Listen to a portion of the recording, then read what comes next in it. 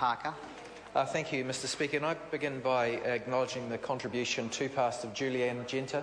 I thought that was a very erudite exposition of the principles that should underlie a neutral tax system. The difficulty that the Labor Party had with this proposal was that the compliance costs as designed were high, and some of the other complexities which the member noted herself in respect of shift workers hadn't been fixed in the bill, and the politics of it got away from the government in a way that nobody could fix. But the member is quite right in her analysis about what a neutral tax system should look like and how that can have both economic and environmental benefits to our country. Can I congratulate her for her contribution. Mr Speaker, I want to, whilst noting that the Labor government will be supporting this bill for reasons that other...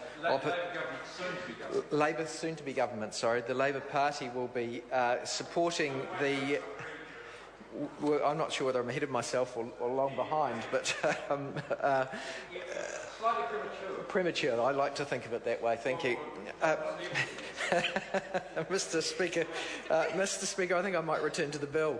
The other opposition members have already acknowledged that this bill does make some minor improvements to the taxation system, and therefore it deserves the support of the House. But I want to return to the points that David Clark was addressing at the end of his contribution.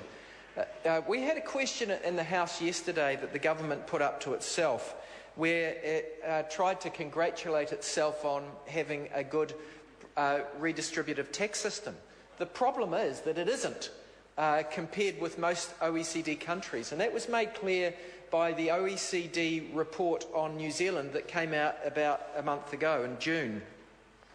Mr Speaker, that report said that New Zealand's tax system is less redistributive than most OECD tax systems. What it didn't say is this government's made it worse.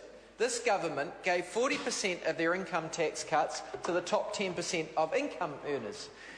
Mr English had the audacity to stand up and say that all is well in New Zealand, ignoring the fact that the income tax system is less redistributive than it was when they came to power, and is now, according to the OECD, less redistributive than on average. The same OECD report lamented the fact that income inequality in New Zealand is rising faster than just about any other OECD country. We're no longer the equal country that we were 20 years ago. We're not as yet unequal as some of the least fair societies in the OECD, but the rate of change as we progress towards being less equal than others, that rate of change is one of the worst in the OECD, and this government has made it worse. They've made it worse not just through their changes to income tax, but through the increase in GST that they imposed upon New Zealand. So 40% of the income tax cuts having gone to the top 10% of income earners, what was the distributional effect of the increase in GST that happened about the same time? The distributional effect of that was that it made New Zealand's tax system less progressive, more regressive, and the reason for that is that when you have GST, it is effectively a tax on wages for low and middle income people, because their wages are all spent on GST inclusive services, with the exception of their rent and interest payments. So the proportion of a low and middle income earner that is spent on GST is higher than the proportion of income that is spent by a high income person on GST. So, in effect, GST is more expensive for low and middle income people than it is for high income people. And that was another step by this national government towards a less equal and more unfair society. So much so, as I've already said, that the OECD has been lamenting the fact that New Zealand is becoming an unequal place. Further than that, the OECD noted that the most glaring hole in our tax system isn't these little things that are being fiddled around with by this bill, but it's the lack of any taxation on capital income. There is very, very little income little tax on capital income. Now, Sam Lotoinga shakes his head and says that's not right. Well, he's wrong. He says that's not right. He is absolutely wrong. The national government occasionally says, well, if you're a trader in property, you pay tax. Yes, but you're not paying tax on capital income, you're paying tax on trading income. The wealthiest people in New Zealand can construct their affairs in a way that their income is capital income, not taxable income, because we do not tax capital income in New Zealand. Now, we're not saying on the Labour Party side that you should tax all capital income. You have to be careful that you're not taxing inflationary gains in property, because that's not real income. But you should be taxing capital income, because otherwise you have rising inequality.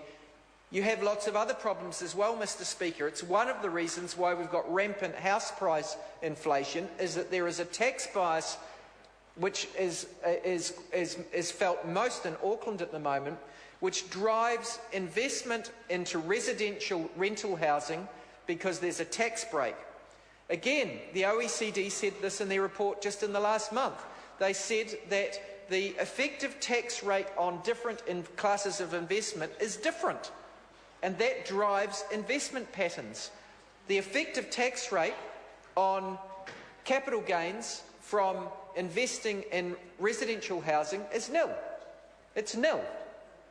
In fact, you get tax deductibility from interest, which includes an inflation component. You would effectively get a tax deduction for some of the inflation that you suffer when you're in society, because your interest payment includes an inflationary component. You get a tax deduction for that in New Zealand, and you don't get taxed on any of the gain.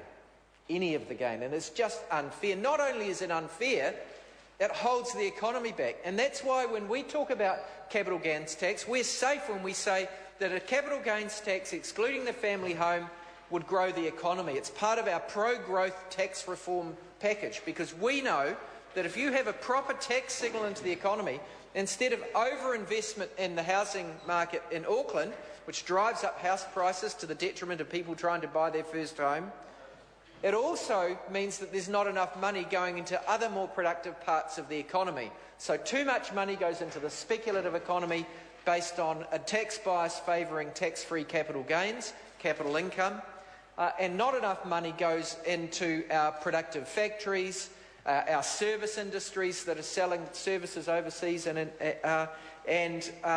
even into other parts of our export economy.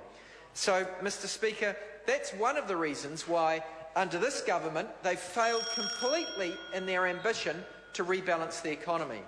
The government came to office promising that they were going to do a number of things. They were going to stop the brain drain to Australia, or the drain of people going to Australia. Say goodbye to higher taxes, not your loved ones, was their slogan. They failed completely in that ambition, with more than 200,000 New Zealanders since having left to live permanently in Australia, an enormous number of people. It's going to show up in the census figures when they come out soon, particularly in some of the rural centres that are being so ignored, or the provincial centres being so ignored by this government. Mr. Speaker, but it also shows up in their failure to rebalance the economy towards export. Exports as a percentage of GDP have not changed, despite their promise that they were going to increase exports as a percentage of GST. And of course, it shows up in that lamentable statistic that New Zealand has the worst current account deficit in the developed world, according to the IMF. The OECD says it's second worst in the developed world, and is likely to be for the next 3 or 4 years into the end of the projection period, worse than Greece's, all because we don't cover the cost of our imports and interest from the value of our exports, in part because our tax system has these structural biases that drive our investment capital and to the wrong parts of the economy, costs us jobs, wages are lower as a consequence. We're a low-wage economy compared with most of the developed world now, and this national government does nothing to do it, because they have not got the gumption to put aside the interests of the cronies for whom they govern, to put aside the interests of the wealthiest in society, who in the long term will benefit from the changes that we propose, but in the short term would pay a little bit more tax. Mr. Speaker, this bill does not do the many things that are needed to improve the New Zealand economy. I call for Senator Sam Luta-Winga. Speaker, it's a pleasure to take